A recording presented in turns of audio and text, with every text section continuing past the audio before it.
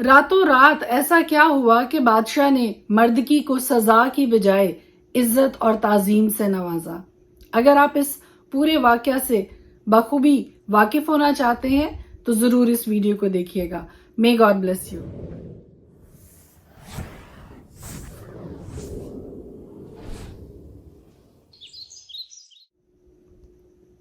جس رات حامان بادشاہ کے دربار میں پہنچا کہ جا کر مردکی کی سزا کے تعلق سے بات کرے اور اس سولی پر اس کو لٹکائے جو اس نے اپنے گھر کے صحن میں اس کے لیے گاڑی تھی، اس رات بادشاہ کو نیند نہ آئی، سو اس نے تواریخ کی کتابوں کے لانے کا حکم دیا اور وہ بادشاہ کے حضور پڑھی گئی، اور یہ لکھا ملا کہ مردکی نے دربانوں میں سے بادشاہ کے 2 خواجہ سراؤں بگتانا اور ترش کی مخبری کی تھی جو اکسویرس بادشاہ پر ہاتھ چلانا چاہتے تھے۔ بادشاہ نے کہا اس کے لیے مردکی کی کیا عزت و حرمت کی گئی ہے؟ بادشاہ کے ملازموں نے جو اس کی خدمت کرتے تھے کہا کہ اس کے لیے کچھ نہیں کیا گیا۔ تو بادشاہ نے پوچھا کہ اس وقت بارگاہ میں کون حاضر ہے؟ ادھر حامان شاہی محل کی بیرونی بارگاہ میں آیا ہوا تھا کہ مردکی کو سولی پر چڑھانے کے لیے جو اس نے اس کے لیے تیار کی تھی بادشاہ سے عرض کرے۔ سو بادشاہ کے ملازموں نے بادشاہ کو بتایا کہ حامان اس وقت بارگاہ میں کھڑا ہے۔ بادشاہ نے فرمایا اسے اندر آنے دو۔ سو حامان اندر آیا اور بادشاہ نے اس سے کہا جس کی تعظیم بادشاہ کرنا چاہتا ہے اس شخص سے کیا کیا جائے؟ یہ سن کر حامان نے اپنے دل میں یہ کہا کہ مجھ سے زیادہ بادشاہ کس کی تعظیم کرنا چاہتا ہوگا؟ سو حامان نے بادشاہ سے کہا کہ اس شخص کے لیے جس کی تعظیم بادشاہ کو منظور ہو، شاہانہ لباس جسے بادشاہ پہنتا ہے اور وہ گھوڑا جو بادشاہ کی سواری کا ہے اور شاہی تاج جو اس کے سر پر رکھا جاتا ہے لایا جائے، اور وہ لباس اور وہ گھوڑا بادشاہ کے سب سے عالی نسب عمرہ میں سے ایک کے ہاتھ میں سپرد ہوں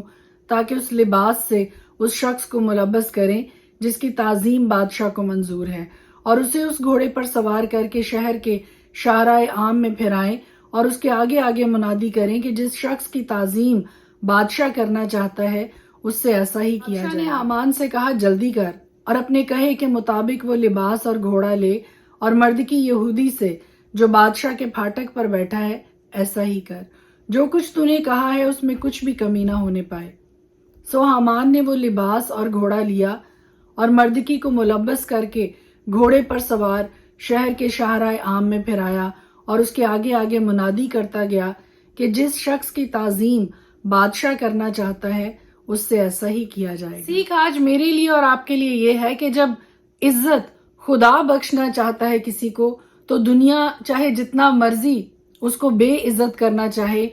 خدا اس کی عزت کو محفوظ رکھتا ہے اور کس طرح سے اس کو عزت سے نوازتا ہے، یہ خوبصورت واقعہ اسی بات کی عکاسی کرتا ہے۔ اور خدا کی ٹائمنگ دیکھیے، خدا کوئی بھی کام وقت سے پہلے نہیں کرتا اور کوئی بھی کام وقت سے بعد، جب اس کام کا ٹھیک وقت ہوتا ہے عزت کا، عزت افزائی کا، تو عین اسی وقت خدا کی حضوری سے وہ بند دروازے کھلتے چلے جاتے ہیں۔ ہم یہ دیکھتے ہیں کہ مردکی نے کچھ عرصہ پہلے 2 خواجہ سراؤں کے بارے میں مخبری کی جو بادشاہ کے خلاف تھے، ان کے خلاف سازش کر رہے تھے، لیکن مردکی کو کوئی عزت، کوئی انعام کسی چیز سے نہیں نوازا گیا۔ لیکن عین اسی رات، جس رات حامان نے بادشاہ کے دربار میں جانا تھا کہ جا کر مردکی کی سزا کے بارے میں بات کرے، عین اسی رات بادشاہ کو نیند نہیں آتی اور وہ تواریخ کی کتابوں کو لانے کا حکم دیتا ہے اور وہ بادشاہ کے سامنے پڑھی جاتی ہیں، اور وہاں پر یہ لکھا ملا کہ مردکی نے دربانوں میں سے بادشاہ کے 2 خواجہ سراؤں بگتانا اور ترش کی مخبری کی تھی، اور یوں یہ واقعہ بادشاہ کی نظر میں آتا ہے۔ تو بادشاہ یہ سوال کرتا ہے کہ آخر اس شخص کو کیا انعام و کرام دیا گیا؟ تو اس کو یہ بتایا گیا کہ اس کے ساتھ کچھ بھی نہیں کیا گیا، کوئی انعام، کوئی عزت افزائی اس کی نہیں کی گئی۔ اور باقی کی ساری سٹوری آپ کے سامنے ہے، باقی کا سارا واقعہ میں آپ کے سامنے پہلے ہی دہرا چکی ہوں، پڑھ چکی ہوں کہ کس طرح سے بادشاہ کے کرم کی نظر مردکی کی طرف کو بڑھتی ہے، اور اس سے پہلے کہ بادشاہ کی کرم نوازی مردکی پر ہو، اس سے کہیں پہلے خدا کی کرم نوازی مردکی پر ہوئی، خدا کا ہاتھ مردکی کی زندگی پر بڑھ گیا۔ کیونکہ عزت، دولت، شہرت یہ خدا کے ہاتھ میں ہے، اور جب تک خدا کی طرف سے نہیں ملتے ہیں زمین پر نہیں مل سکتے ہیں۔ اور مزے کی بات یہ کہ وہ شخص جو مردکی کو نیچا دکھانا چاہتا کے ہاتھوں خدا نے اس کو عزت عطا کی۔ سو میرے عزیز بھائیوں، میری عزیز بہنوں، ہر طرح کی ذلت میں بھی، ہر طرح کی پریشانی میں بھی، ہر طرح کی بدگمانی میں بھی اپنے زندہ خدا پر بھروسے کو قائم رکھیے، کیونکہ وہی خدا جو مردکی کو عزت اور تعظیم سے نواز سکتا ہے، وہی خدا آج بھی زندہ ہے، آج بھی موجود ہے، آج بھی ہم سب کا بھلا چاہتا ہے۔ سیکھ آج میرے لیے اور آپ کے لیے یہ ہے کہ مردکی کی طرح سے اپنے معاملات کو اپنے ہاتھ میں لینے کی بجائے خدا پر چھوڑ دیجئے، کیونکہ خدا ان معاملات کو بڑے اچھے طریقے سے ڈیل کرنا جانتا ہے، ان باتوں کو سالو کرنا جانتا ہے۔ اپنی لڑائیاں خود لڑنے کی بجائے خدا کے ہاتھ میں دے دیجئے، اپنے معاملات خود سلجھانے کی بجائے خدا کے ہاتھوں میں چھوڑ دیجئے۔ خدا کو یہ منظور تھا کہ وہ مردکی کی عزت میں اضافہ کرے، سو خدا کی ٹائمنگز دیکھیے، خدا کا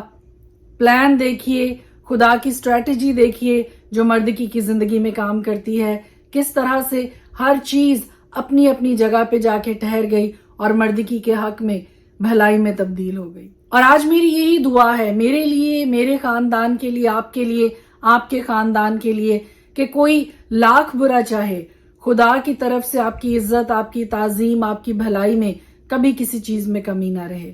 خداوند کے فضل سے خدا کی فیور ہم سب کی زندگیوں میں کام کرے، آمین۔ خدا کے پاک کلام میں سے آج ہم دیکھیں گے مکاشفہ کی کتاب، اس کا 10واں باب۔ پھر میں نے ایک اور زور آور فرشتہ کو بادل اوڑے ہوئے آسمان سے اترتے دیکھا۔ اس کے سر پر دھنک تھی اور اس کا چہرہ آفتاب کی مانند تھا، اور اس کے پاؤں آگ کے ستونوں کی مانند، اور اس کے ہاتھ میں ایک چھوٹی سی کھلی ہوئی کتاب تھی۔ اس نے اپنا دہنا پاؤں تو سمندر پر رکھا اور بایاں خشکی پر،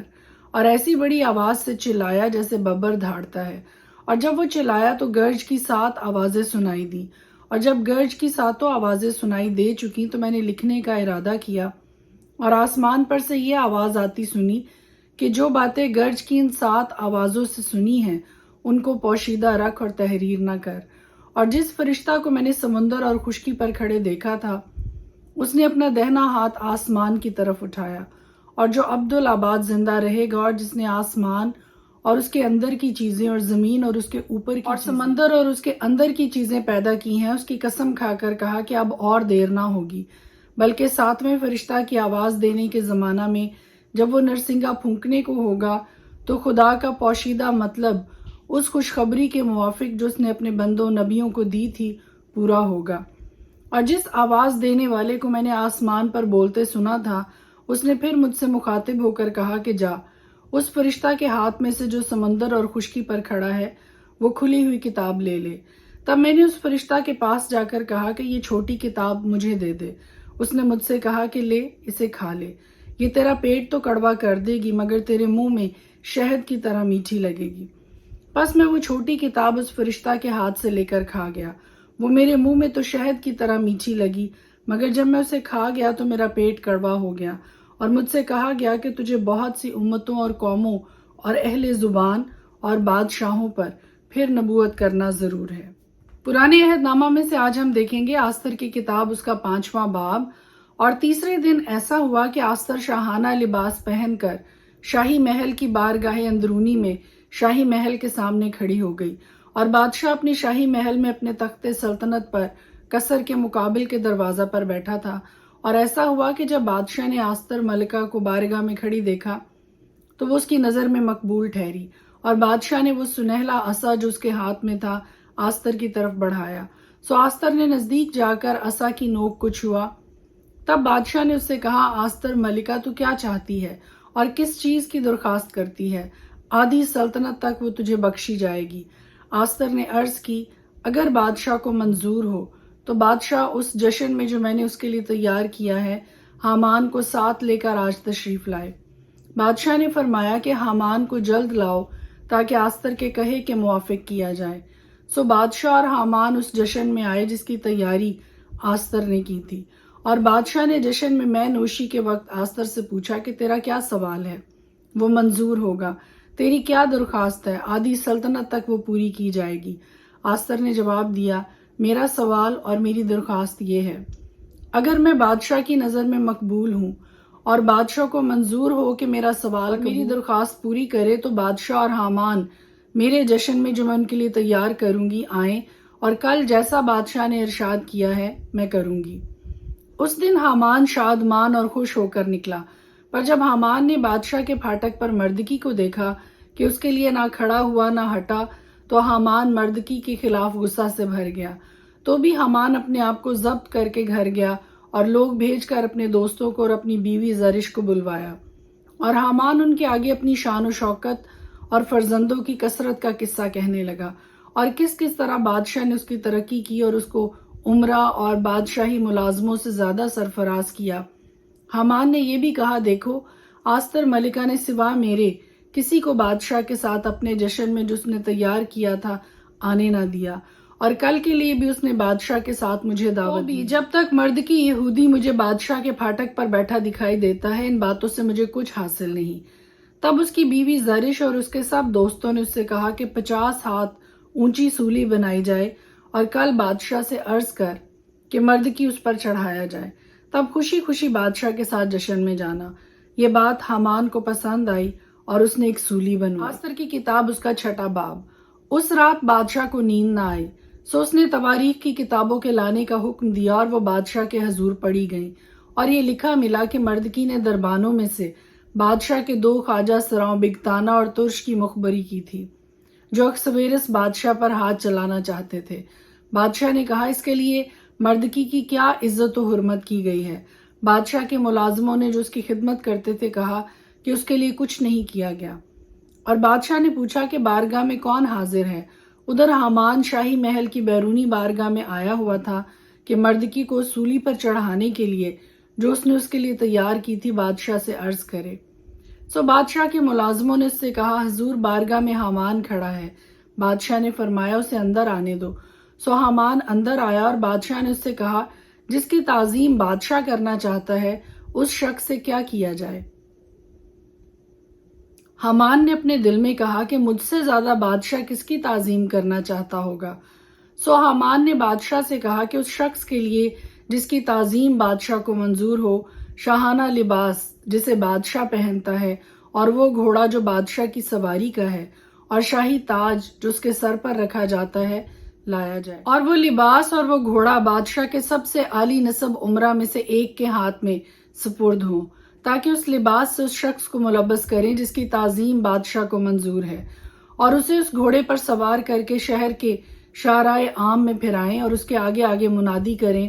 کہ جس شخص کی تعظیم بادشاہ کرنا چاہتا ہے اس سے ایسا ہی کیا جائے۔ تب بادشاہ نے حامان سے کہا، جلدی کر اور اپنے کہے کے مطابق وہ لباس اور گھوڑا لے، اور مردکی یہودی سے جو بادشاہ کے پھاٹک پر بیٹھا ہے ایسا ہی کر، جو کچھ تو نے کہا ہے اس میں کچھ بھی کمی نہ ہونے پائے۔ سو حامان نے وہ لباس اور گھوڑا لیا اور مردکی کو ملبس کر کے گھوڑے پر سوار شہر کے شارع عام میں پھرایا، اور اس کے آگے آگے منادی کرتا گیا کہ جس شخص کی تعظیم بادشاہ کرنا چاہتا ہے اس سے ایسا ہی کیا جائے گا۔ اور مردکی تو پھر بادشاہ کے پھاٹک پر لوٹ آیا، پر حامان ازردہ اور سر ڈھانکے ہوئے جلدی جلدی اپنے گھر گیا، اور حامان نے اپنی بیوی زرش اور اپنے سب دوستوں کو ایک ایک بات جو اس پر گزری تھی بتائی۔ تب اس کے دانش مندوں اور اس کی بیوی زرش نے اس سے کہا، اگر مردکی جس کے آگے تو پست ہونے لگا ہے یہودی نسل میں سے ہے تو تو اس پر غالب نہ ہوگا، بلکہ اس کے آگے ضرور پست ہوتا جائے گا۔ وہ اس سے بھی باتیں کر ہی رہے تھے کہ بادشاہ کے خواجہ سرا آ گئے اور حامان کو اس جشن میں لے جانے کی جلدی کی جسے آستر نے تیار کیا تھا۔ خدا کے پاک کلام کے پڑھے اور سنے جانے پر اس کی خاص برکت ہو، آمین۔